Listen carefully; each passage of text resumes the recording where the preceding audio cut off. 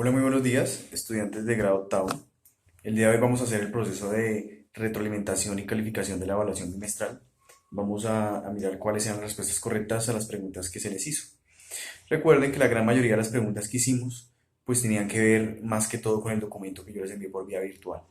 Realmente la mayoría, la inmensa mayoría de la información se encontraba ahí. Entonces, realmente espero que no hayan tenido muchos problemas con el proceso de evaluación. Iniciamos con las preguntas. Las primeras ideas sobre la distribución de los poderes surgen en A, Grecia; B, Egipto; C, Mesopotamia; D, Roma. Si bien hay un aporte significativo por parte de Roma frente a la cuestión del sistema judicial de los estados modernos, las ideas sobre la distribución de los poderes provienen más que todo de la antigua Grecia. Recordemos que Grecia fue una civilización, o fue una civilización que de alguna manera pues aportó grandes cosas en materia de ciencia, en materia de política, a las civilizaciones occidentales. Y muchas de esas cosas de las cuales se hablaban hace 2000 años o más, permean en nuestros sistemas judiciales, en nuestros sistemas legislativos, en nuestras formas de ver el método científico, en muchos aspectos de la vida. Entonces, en ese sentido, la respuesta a la pregunta sería Grecia. La segunda pregunta nos dice que ¿cuál es el modelo político de Polibio? Polibio era un historiador griego, sin embargo sus obras más que todo se basan en hablar de la historia de Roma. Él vivió en aproximadamente 200 años antes de nuestra era, realmente hace mucho tiempo. Y pues la pregunta es, ¿cuál es el modelo político de Polibio? ¿Cuál consideraba él que era el modelo político más indicado en un estado? Entonces hablábamos de la aristocracia. La aristocracia en cierto sentido pues habla del poder de aquellas personas que tienen un conocimiento mayor al resto de la población. ¿Sí? Podríamos decir que es el gobierno de los intelectuales. Sin embargo, pues desde esa definición pues se dice que esa es la mejor forma de gobernar. La democracia, pues, es el poder del pueblo. Este pueblo de alguna manera ejerce una regulación sobre los gobernantes que ellos mismos eligen. Esa es la definición, pues, teórica, ¿no? Otra cosa es ver el carácter aplicativo de muchas de estas modelos. Y la plutocracia nos habla precisamente del poder de los ricos, es decir, de aquellos que tienen recursos, tienen propiedades, tienen poder, poder económico. Recordemos que el poder económico no siempre va de la mano con el poder político, ¿sí? Entonces, por eso se habla de plutocracia. Y un gobierno mixto, de alguna manera que involucre una mezcla entre plutocracia y aristocracia, por ejemplo, ¿sí? O entre democracia y monarquía. Entonces, Polibio creía que una forma de regular esos, el poder en un estado tenía que ver con un gobierno mixto, es decir, que no fuera estrictamente democracia, aristocracia o plutocracia. Entonces la respuesta correcta sería la D, es decir, gobierno mixto. En la Edad Media aparece un actor que entra en pugna con el Estado. ¿Cuál es? Recordemos que en la Edad Media, seguramente es un tema que ustedes ya vieron en los cursos, en sus grados anteriores, la Edad Media pues de alguna manera comienza con la caída del Imperio Romano de Occidente en el 476 después de nuestra era, y su duración pues eh, son más o menos de 15 siglos. En el año de 1492 aproximadamente, si no estoy mal, pues de alguna manera comienza hasta esa fecha. eh, Se podría decir que llega a la Edad Media. Realmente es una duración larga de 15 siglos. Sin embargo, por supuesto que hay diferentes periodizaciones al interior de la Edad Media, diferentes fenómenos políticos, militares, pero pues esto que llamamos Edad Media, pues tiene una extensión de siglos muy larga.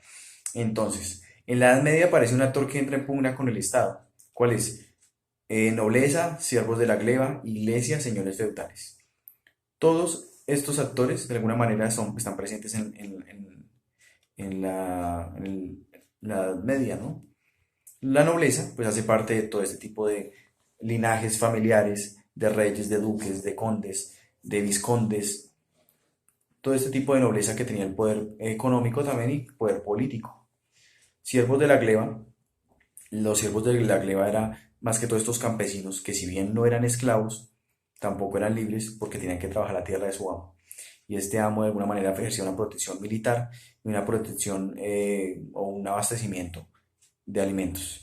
Recordemos que la Edad Media fue un periodo que se caracterizó por ser un periodo de autosuficiencia, es decir, un modelo económico en el cual se trataba de producir la mayoría de los alimentos en el mismo territorio, en las mismas extensiones de territorio de los señores feudales o de aquellos grandes hacendados que de alguna manera eran dueños de grandes extensiones de tierra.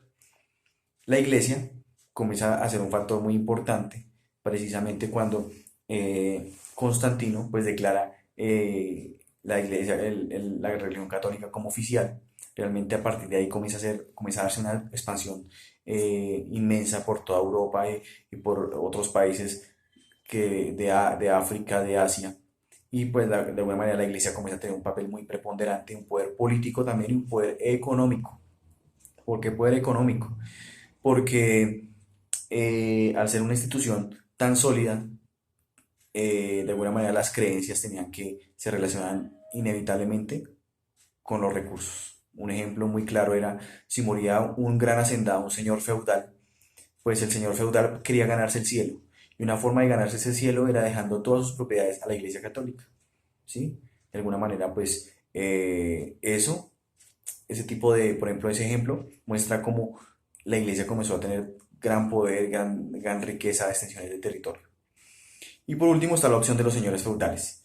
Los señores feudales eran precisamente, como hemos estado diciendo, aquellos señores con grandes extensiones de tierra, que ya eran llamados feudos, donde tenían bajo su protección a muchos campesinos, tenían ejércitos para proteger sus territorios, entonces de alguna manera eran personas acaudaladas, algunos eran reyes, y en ese sentido pues eran personas muy poderosas, ¿sí? Entonces la respuesta a la pregunta 3: en la Edad Media aparece un actor que entra en pugna con el Estado. La respuesta correcta es la Iglesia. Claro, de alguna manera cada Estado comienza a tener una organización política, pero la Iglesia también tiene un poder inmenso, ¿sí? De alguna manera la Iglesia da una aprobación sobre lo que se podía hacer y lo que no se podía hacer. Un ejemplo muy claro del poder de la Iglesia lo podemos ver en el Imperio Carlomagno, ¿sí? Que seguramente ustedes ya lo vieron en el grado séptimo, y era cuando el Carlomagno de alguna manera y su padre hicieron una alianza con la Iglesia Católica y esto permitió que comenzara todo un proceso de expansión militar y retoma de varios países de la Europa Central. Entonces, tener la aprobación en estos tiempos de la Iglesia Católica realmente era, no solo era necesario, pues, era importante y era necesario. Pregunta número 4. El gobierno ideal de Santo Tomás de Aquino es la articulación entre A, monarquía, democracia, aristocracia; B, anarquía, socialismo, comunismo; C, monarquía absoluta, democracia, aristocracia; y D, aristocracia, democracia y anarquía. Pues vamos a explicar las definiciones que no hemos podido dar respuesta. Ya hablamos de aristocracia, ¿cierto? Ya hablamos de plutocracia y ya hablamos de aristocracia, plutocracia y democracia. Listo. Entonces, eh, en algunas de las opciones aparece la anarquía, ¿cierto? La anarquía, pues de alguna manera plantea la ausencia de un Estado, ¿cierto? ¿Qué es la ausencia de un Estado? Pues que evidentemente no haya un ente regulador que vaya más allá de nosotros y que promueva la regulación de recursos, la regulación del poder, de quién hace las leyes, quién maneja los ejércitos, quién juzga, ¿sí? Entonces la anarquía promulga una total anulación del Estado, ¿sí?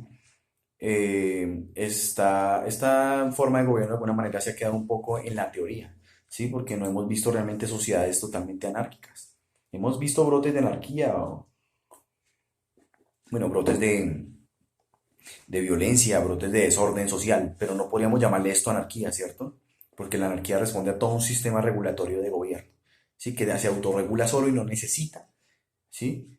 Eh, de un Estado que promulgue precisamente eso, que regule la educación, la salud, los recursos, todo, ¿sí?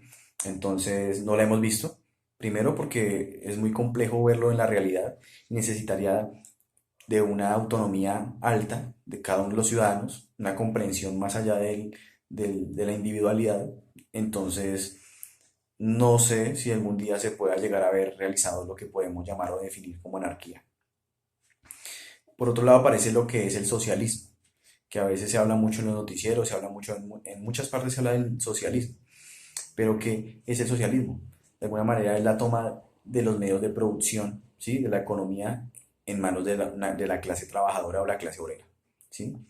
Y esto promulga pues una idea de igualdad, ¿cierto? Una idea de que se anulen las diferencias sociales entre clases sociales, ¿sí? Que no haya una distinción una desigualdad tan alta entre lo que podríamos llamar una clase alta y una clase popular, ¿cierto? El socialismo promulga eso. También aparece comunismo. El comunismo promulga precisamente la anulación de esa propiedad privada.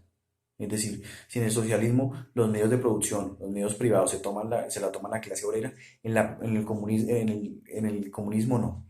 Hay una anulación por parte hay una anulación de la propiedad privada y todos los recursos van a ser manejados estrictamente por el Estado. ¿Sí? Este modelo de alguna manera también, es decir, no ha sido aplicado totalmente en un Estado, ¿sí? A pesar de que ha habido gobiernos en los cuales el Estado pues ha sido muy proteccionista frente a sus recursos, frente a su manejo de su disposición frente al manejo de la educación, de los servicios generales, servicios públicos, pero en su totalidad tampoco hemos visto una sociedad totalmente comunista. Entonces, el comunismo en su definición más pura, pues de alguna manera lo podemos ver en las sociedades primitivas, ¿sí? En las sociedades, por ejemplo, de la edad de piedra, en la cual todavía no había esa división del trabajo, que ya hay en la edad de los metales, por ejemplo, y esta división del trabajo de alguna manera comienza a regular unas clases sociales, comienzan a hacer unas clases sociales. ¿Por qué? Porque comienza a haber una división del trabajo en la cual dice, este es el cacique, estos son los religiosos, ¿sí? Es decir, estos hacen parte de la cuestión de los ritos, estos hacen parte de la recolección de comida, estos hacen parte de las labores de casa, ¿sí? Entonces, en ese sentido, comienza a haber esa división del trabajo y como tal también unas clases. ¿Por qué? Porque unas clases, porque comienza a haber una predominancia, una importancia mayor en algunos grupos poblacionales sobre otros, ¿sí? Por ejemplo, el monje o el chamán o el líder espiritual de una comunidad va a ser mucho más importante que la persona que prepara los alimentos, ¿cierto? Entonces aquí ya comienza a haber esa clase o esa división del trabajo. Y ya dada esta explicación, eh, la respuesta correcta, según Santo Tomás de Aquino, que fue un religioso, un filósofo muy importante también, es la A. Él promulgaba que la monarquía era uno de los gobiernos que debía regirse o que era el modelo ideal en la sociedad o en las sociedades occidentales, en las sociedades terrenales, porque la monarquía de alguna manera representaba esa figura de Dios, ¿cierto?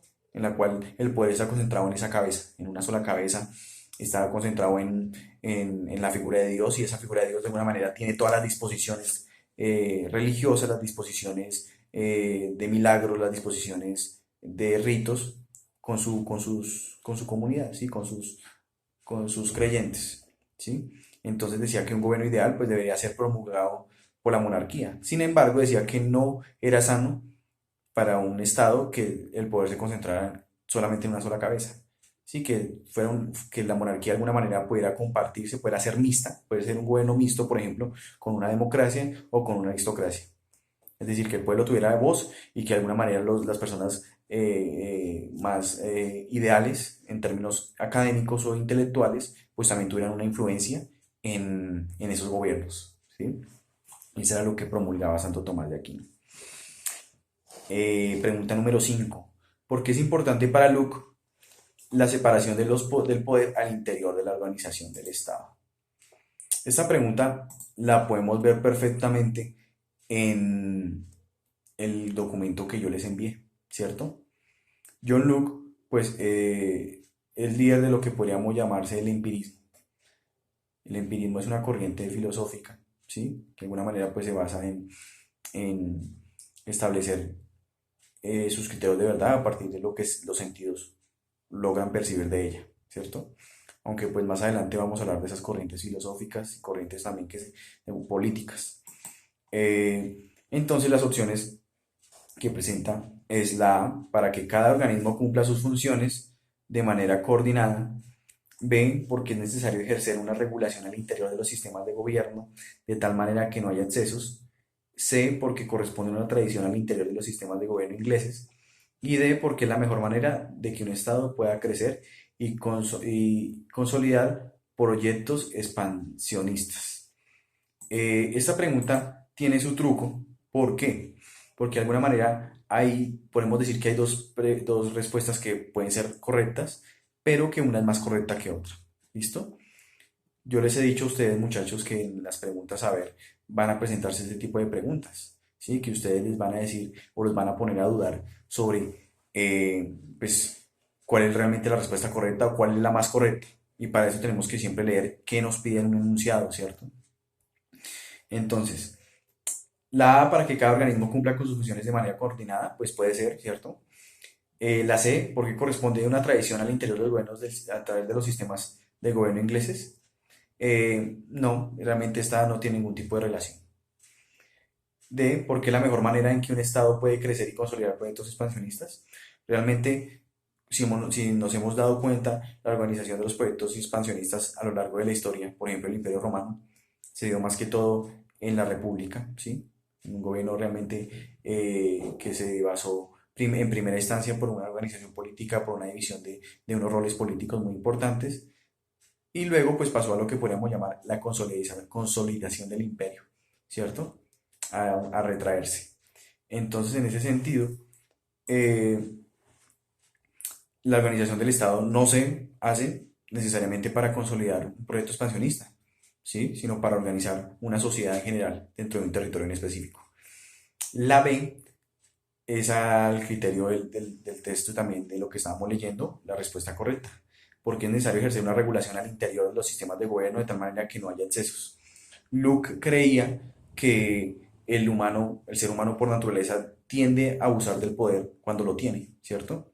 Entonces, en ese sentido, pues la separación de los poderes es la forma ideal en la cual se puede controlar, se puede regular esa naturaleza del ser humano de querer dominar el otro, ¿sí? Y querer romper esas lógicas de desigualdad, de igualdad, ¿listo?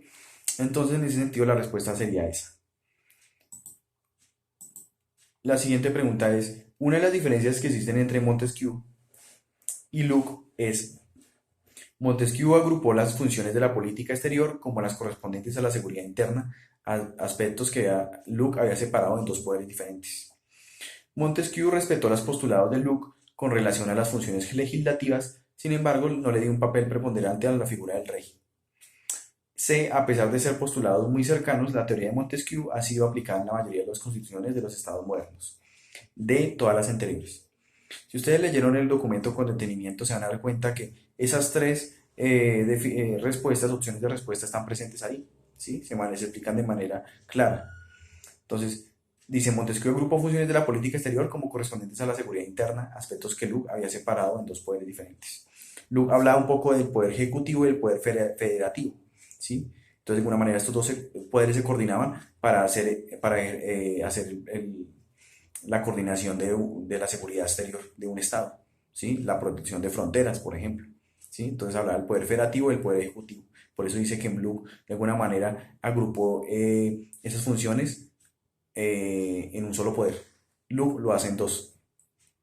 Montesquieu respetó los postulados de Locke con relación a las funciones legislativas, sin embargo no le dio un papel preponderante a la figura del rey.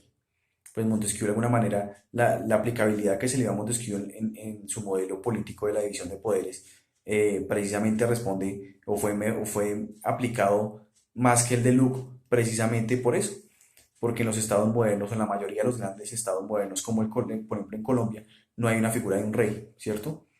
Hay unas ramas del poder público, pero esta figura del rey sobrevive en algunos estados, pero no se ha aplicado de manera generalizada, ¿sí? Lo más común es ver unos estados democráticos, participativos y con una división de poderes. Montesquieu de alguna manera ofrece un modelo que responde a eso y que de alguna manera trata de regular lo mejor posible los poderes del Estado sobre los ciudadanos. Entonces, por eso, esa aplicabilidad de Montesquieu sobre más que el modelo de Luke, pues se ha dado, ¿no?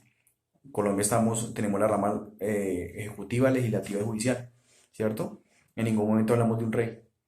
Entonces, eh, Montesquieu pues ha sido el modelo político de la división de poderes en los estados modernos. En ese sentido, pues la respuesta sería D, todas las anteriores. Es decir, todas las opciones de alguna manera pues son correctas. ¿Listo? 7. Algunas de las modificaciones que ha sufrido la teoría de la división de poderes en su aplicación constitucional en los estados modernos obedece a dinámicas de A. Flexibilización, B. Segmentación, C. Polarización, D. Estructuración. Bueno, esto va de la mano con lo que se está hablando, ¿sí? Un estado moderno, de alguna manera, si bien tiene una división de poderes, no puede hacer esa división tajante entre cada uno de ellos. Para que funcione un estado de manera, pues, efectiva y correcta, pues debe haber esos procesos de flexibilización. ¿Qué quiere decir flexibilización? Que hayan funciones compartidas entre alguna de las ramas, por ejemplo, ¿sí? O que a la hora de que haya un problema judicial, pues de alguna manera, no, si no se puede resolver dentro de ese aspecto jurídico, pues y si la rama legislativa de alguna manera puede hacer algo para que esos elementos puedan resolverse, pues lo va a hacer, ¿sí? No hay esa división tajante, no hay esa segmentación, no hay esa polarización, es decir, el extremo de la rama judicial aquí y la rama ejecutiva aquí, ¿sí? Eso no va a pasar. La estructuración, pues de alguna manera también responde a eso, ¿sí? Si algo está muy estructurado, pues es porque no se toca. Si no se toca la rama legislativa con la jurídica, y pues tampoco en los estados modernos eso es funcional. Lo funcional es ser flexible, ¿cierto? De alguna manera buscar esa articulación entre esos poderes, entre esa división de poderes. En ese sentido, la respuesta correcta es la A. La octava, pues va de la mano, efectivamente, con la 7. Realmente, si ustedes leían el documento, era muy fácil responder. Los temperamentos en la división de los poderes obedecen a medidas tajantes en la aplicación de la ley. Ya de por sí podemos decir que eso no es cierto, ¿cierto? Es decir, si hablamos de una flexibilización, no podemos hablar de medidas tajantes, de medidas radicales. Medidas de flexibilización en la aplicación de la ley, puede ser. La supremacía de uno de los poderes sobre los demás, creo que no, ¿cierto? Estamos hablando de una flexibilización, no de una hegemonía de un poder sobre otro. Colaboración entre los distintos poderes para la realización de una función. Aquí nos quedarían dos opciones, ¿cierto? Medidas de flexibilización en la aplicación de la ley o colaboración en los distintos poderes para la realización de una función. Aquí, pues de alguna manera tenemos que acudir al documento, ¿cierto? ¿Sí? Al documento que ustedes puedan tener acceso mientras respondían la evaluación. Si ustedes de alguna manera se fijaban, pues la información que ustedes encontraban ahí